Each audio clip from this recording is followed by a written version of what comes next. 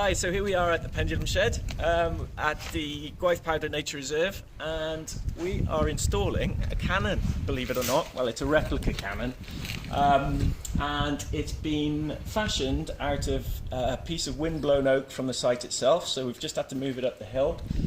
And you can see the existing ballistic pendulum behind it, which was used to test the strength of the explosives in the days of the explosives factory. And we're very grateful to local woodworker and furniture maker Dan Forrester, who's done the work.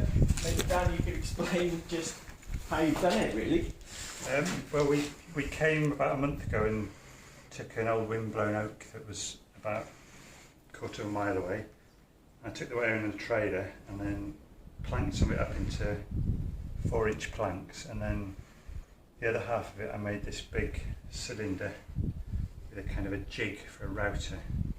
But it kind of fitted into both ends and moved like that, so I could go around it with a router to get the cylindrical effect, and then finished it off with just hand tools and scrapers.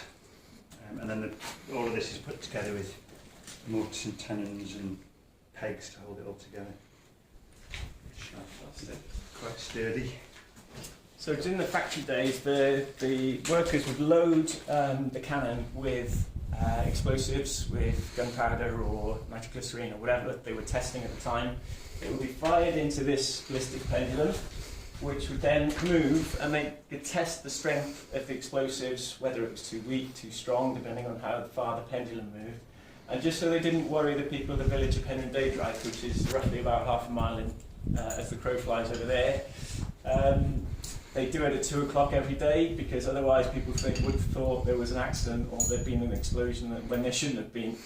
So it was all done really well. And then obviously with mechanisation and things, it's out of use now, but it really tells a story, I think, of what was here during the factory days.